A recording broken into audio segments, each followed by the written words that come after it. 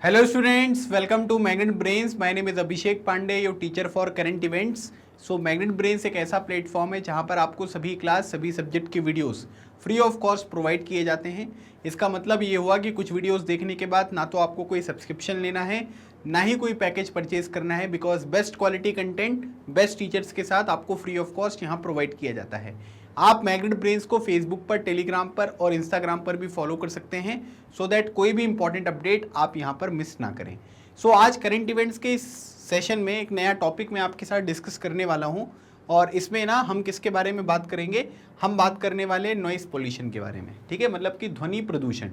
तो ध्वनि प्रदूषण के ऊपर क्या है कि यूनाइटेड नेशन इन्वायरमेंट प्रोग्राम, जिसको हम बोलते हैं UNEP, इसकी स्थापना कब हुई थी भाई? इसकी स्थापना अगर आप देखोगे तो इसकी स्थापना करी गई थी 5 जून को। ठीक है, 1972 में जो है इसकी स्थापना यहाँ पर करी गई थी और यही 5 जून जो है इस दिन हम क्या मनाते हैं? ठीक है, इंटरनेशनल या फिर वर्ल्ड इन्वायरमेंट डे जो है वो यहाँ पर हम सेलिब्रेट करते हैं। सो UNEP की रिपोर्ट किसके ऊपर आई है? नॉइस पॉल्यूशन के ऊपर। और इसमें क्या है कि भारत की एक सिटी है जिसका नाम यहाँ पर आया है, जिसका नाम है मुरादाबाद। और मुरादाबाद के आने से क्या है कि एक कंट्रोवर्सी जो है वो यहाँ पर क्रिएट हो गई है। तो ये जो UNEP की रिपोर्ट यहाँ पर है नॉइस पॉल्यूशन के ऊपर, ये क्या कहती है और इसके लिए नॉइस पॉल्यूशन में क्या क्या प्रोविजंस जो हैं वो यहाँ पर बताए गए हैं और भारत की सरकार जो है वो नॉइस पॉल्यूशन को कम करने के लिए यहाँ पर क्या क्या चीज़ें जो है वो यहाँ पर आगे बढ़ा रही है, कौन कौन सी पॉलिसीज़ यहाँ पर चल रही है, उन सब चीज़ों के बारे में इस सेशन में मैं आपको बताऊंगा। बाकी याद रखिएगा, यूनाइटेड नेशन इन्वायरमेंट प्रोग्राम का जो हेडक्वार्टर है नैरोबी में है और नैरोबी जो आपको देखने को मिलेगा ये केन्या की कैपिटल है। केन्या एक अफ्रीकन कंट्री, आप सभी को पता है। ठीक है, तो नैरोबी जो है ये आपको कहाँ पर देखने को मिलता है? केन्या में देखने को मिलता है और ये केन्या की राजधानी है जहां पर इसका हेडक्वार्टर है। क्लियर? चलिए आगे बढ़ते हैं। तो सबसे पहले हम यहां पर ये देखेंगे कि UNEP जो रिपोर्ट है नॉइस पॉल्यूशन के ऊपर, ये न्यूज़ में क्यों है। तो रिसेंटली यहां पर क्या हुआ है कि यूनाइटेड नेशन इन्वायरमेंट प्रोग्राम ने एक रिपोर्ट निकाली है जिसको बोलते हैं एनुअल फ्रंटियर्स रिपोर्ट 2022। ठीक है, याद रखिएगा, आपसे ये क्वेश्चन भी बन सकता है कि एनुअल फ्रंटियर्स रिपोर्ट जो यहाँ पर निकालता है वो कौन सा ऑर्गेनाइजेशन निकालता है? उसको बोलते हैं यूनाइटेड नेशन इन्वायरमेंट प्रोग्राम। और ये क्या हो गया है कि ये थोड़ा सा कंट्रोवर्सी यहाँ पर क्रिएट हो गई है on account of the mention of a single city, Moradabad of Uttar Pradesh. ठीक है, जो मुरादाबाद है वो उत्तर प्रदेश में है, इसका नाम इस पर्टिकुलर रिपोर्ट में यहाँ पर आ गया है, जिसकी वजह से यहाँ पर क्या है कि थोड़ा सा कंट्रोवर्सी यहाँ पर क्रिएट हो गई है। ठीक है, तो याद रखिएगा एनुअल फ्रंटियर्स रिपोर्ट किसकी है? यूनाइटेड नेशन इन्वायरमेंट प्रोग्राम की है। अच्छा, अब यहाँ पर बोला जा रहा है कि the frontier report identifies and offers solution to the 3 environmental issues. ठीक है, जो ये एनुअल फ्रंटियर रिपोर्ट होती है ना, ये क्या करती है कि 3 इन्वायरमेंटल इश्यूज हैं जिनके बेसिस पे ये उसको प्रॉब्लम्स को आइडेंटिफाई करती हैं और जो भी सॉल्यूशंस यहाँ पर हो सकते हैं वो यहाँ पर प्रोवाइड करती हैं। जैसे अर्बन नॉइस पॉल्यूशन हो गया, फिर उसके बाद वाइल्ड फायर, जो जंगलों में आग वगैरह लग जाती है उसके ऊपर, और उसके बाद फिनोलॉजिकल शिफ्ट। फिनोलॉजिकल शिफ्ट मतलब यहाँ पर क्या है कि क्लाइमेट चेंज, जो यहाँ पर क्या है कि जलवायु परिवर्तन यहाँ पर हो रहा है, उसको ध्यान में रखते हुए अलग अलग चीज़ों को आइडेंटिफाई करना और उनके सॉल्यूशंस प्रोवाइड करना that merit attention and action from the government and the public at large to address the triple planetary crisis of climate change, pollution and biodiversity loss. ठीक है, तो यहाँ पर क्या होगा कि अगर आप देखोगे तो नॉइस पॉल्यूशन यहाँ पर होगा, है ना, तो उसकी वजह से प्रॉब्लम होगी। वाइल्ड फायर होगा तो बायोडाइवर्सिटी का लॉस यहाँ पर आपको देखने को मिलेगा, है ना, जंगल यहाँ पर जलते हुए दिखाई देंगे, एनिमल्स को यहाँ पर नुकसान होगा। और फिनोलॉजिकल जो शिफ्ट यहाँ पर है जिसको हम क्लाइमेट चेंज बोलते हैं, तो इन चीज़ों के ऊपर जो फ्रंटियर रिपोर्ट्स है वो इन प्रॉब्लम्स को आइडेंटिफाई करता है और साथ ही साथ जो सॉल्यूशंस होते हैं वो यहाँ पर इनको प्रोवाइड किया जाता है। ठीक है, यूनाइटेड नेशन का सेक्रेटेरिएट जो है वो कहाँ पर है? न्यूयॉर्क में आपको देखने को मिलता है, जो कि USA में है। अभी कंट्रोवर्सी क्या है? देखो यहाँ पर क्या है कि जो रिपोर्ट है ना, फ्रंटियर्स रिपोर्ट, इसने क्या किया है कि जो भी अलग अलग तरीके की सिटीज़ हैं, है ना, मतलब जो भी अलग अलग आपको सिटीज़ अलग अलग कंट्रीज़ में देखने को मिलती हैं, वहाँ पर नॉइस का लेवल कैसा है ना, मतलब जो ध्वनि वगैरह है उनका लेवल कैसा होता है, उसको उन्होंने यहाँ पर क्या किया कि भाई डेसिबल, है ना, जैसे जो भी आपका नॉइस वगैरह होता है, नॉइस को नापने की जो यहाँ पर यूनिट होती है वो आप सभी को पता है कि डेसिबल होता है। कई सारे कॉम्पिटिटिव एग्जामिनेशन में ये क्वेश्चन भी यहाँ पर पूछा जाता है, तो उनको मेज़र किया है और यहाँ पर क्या किया है कि फिर उनके बेसिस पे जो रैंकिंग वगैरह है वो यहाँ पर बताई है।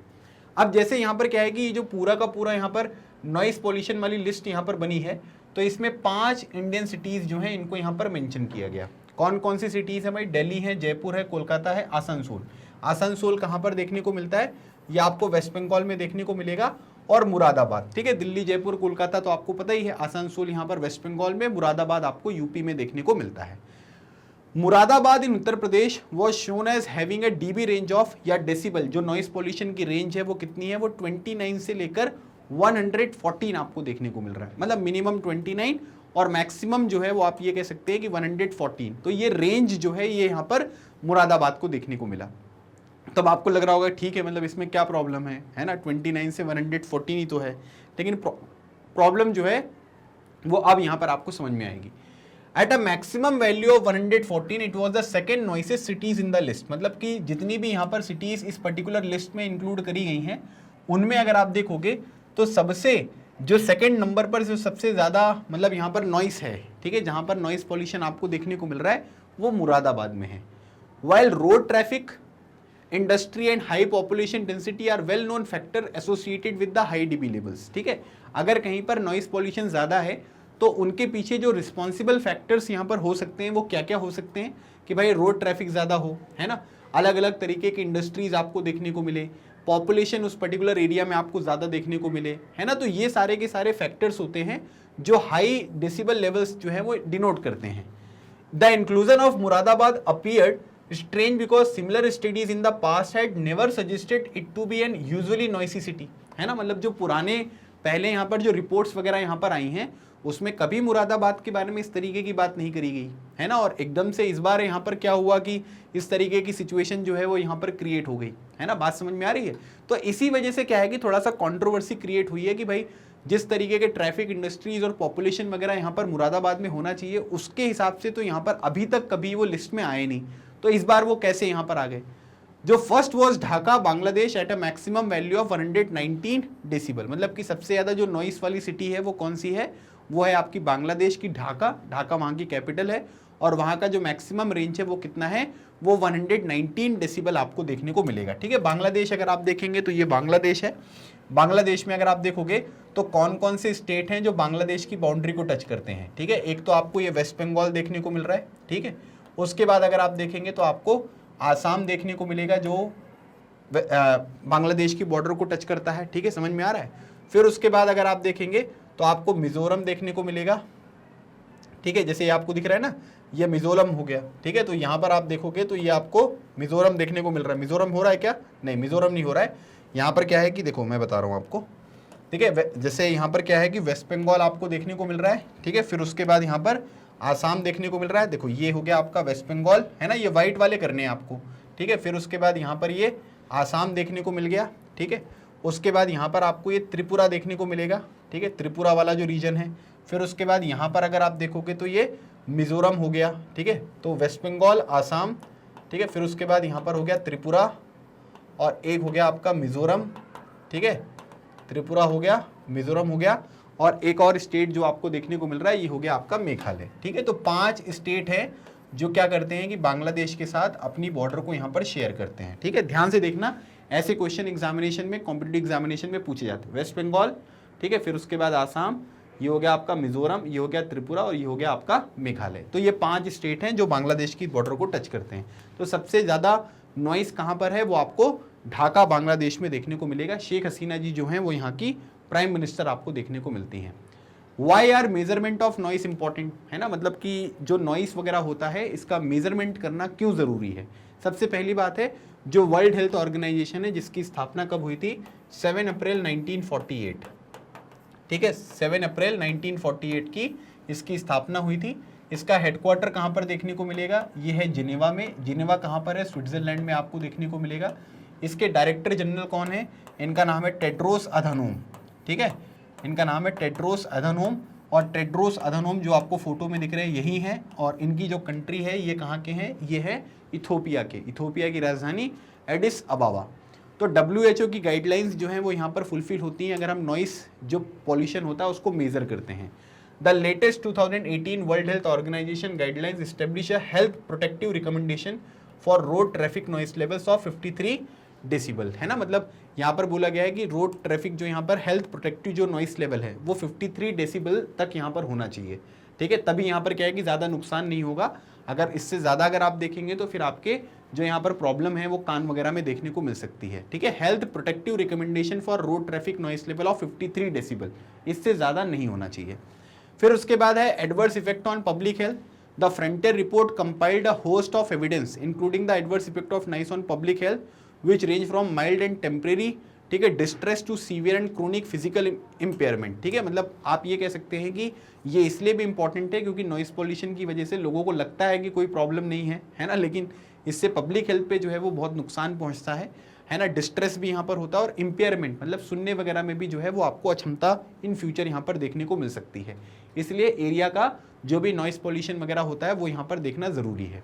एस्टिमेट यहाँ पर ये कहते हैं कि यूरोप में 22 मिलियन एंड 6.5 मिलियन पीपल, ठीक है, 6.5 million people suffer from chronic noise, annoyance and sleep disturbance respectively, है ना। मतलब कि 22 मिलियन जो लोग हैं वो यहाँ पर क्या है कि उनको थोड़ा सा क्रोनिक नॉइस यहाँ पर एनॉयंस है, और यहाँ पर क्या है कि करीब 6.5 मिलियन जो लोग हैं उनको स्लीप मतलब सोने वगैरह में भी काफ़ी प्रॉब्लम होती है।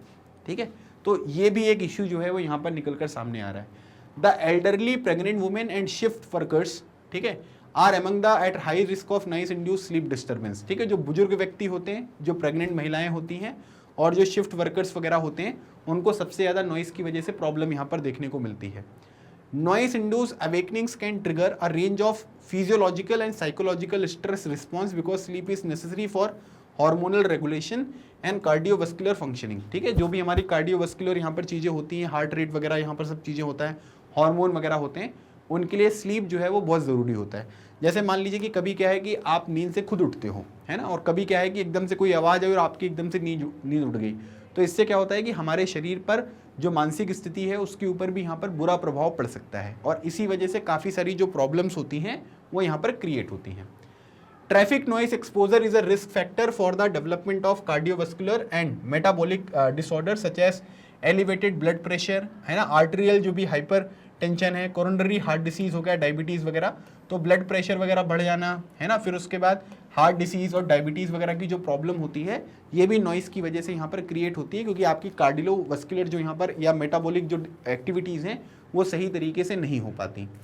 Long term exposure to environmental noise contribute to 48,000 new cases of, ठीक है, ischaemic heart disease and cost 1200 premature death annually in Europe, है ना। यूरोप वगैरह में अगर आप देखेंगे तो नॉइस पॉल्यूशन की वजह से काफ़ी ज़्यादा प्रॉब्लम क्रिएट हो रही है, मतलब 12,000 प्री मैच्योर डेथ, है ना। प्री मैच्योर डेथ मतलब उनकी अभी मरने की उम्र नहीं थी, लेकिन किसी वजह से जो है उनकी डेथ यहाँ पर हो जा रही है। तो आप यहाँ पर ये कह सकते हैं कि नॉइस पॉल्यूशन से जो हेल्थ कंडीशंस हैं वो डिटेरियोरेट तो होती हैं, लेकिन कई सारे लोगों की यहाँ पर जो डेथ है वो भी आपको देखने को मिल रही है। ठीक है, this is very important thing, please do remember it, है ना। ये काफ़ी बड़ी प्रॉब्लम है जिसको काफ़ी सारे लोग यहाँ पर इग्नोर करते हैं। ठीक है, आपने देखा होगा कई सारे लोग ईयरफोन वगैरह भी काफ़ी टाइम तक लगाए रहते हैं। कि ईयरफोन लगाना गलत बात नहीं है, लगाना चाहिए, मैं मानता हूँ इस बात को, लेकिन उसका यूज़ जो है वो थोड़ा आपको लिमिटेड करना है। अभी ये नहीं कि रात में सोते टाइम भी आप पूरा लगा के ईयरफोन ही सो गए, है ना, और सुबह तक वो बजता रहा, तो उससे क्या है कि फिर आपकी जो सुनने वगैरह की क्षमता है इस पर बुरा प्रभाव यहाँ पर पड़ सकता है। ठीक है, क्लियर। चलिए, अभी इंडिया क्या कर रहा है भाई नॉइस पॉल्यूशन के लिए, है ना। नॉइस पॉल्यूशन तो है, ये तो समझ में आ गया। So the central pollution control board, ये CPSC भी आपको देखने को मिलेगा, और ये मैंडेटेड है to track noise level, set standard as well to ensure by the state units that source excessive noise are controlled. ठीक है, मतलब यहाँ पर क्या है कि जो भी नॉइस पॉल्यूशन का लेवल है उसको कंट्रोल करना है ना, मेजरमेंट करना है, तभी तो कंट्रोल कर पाओगे।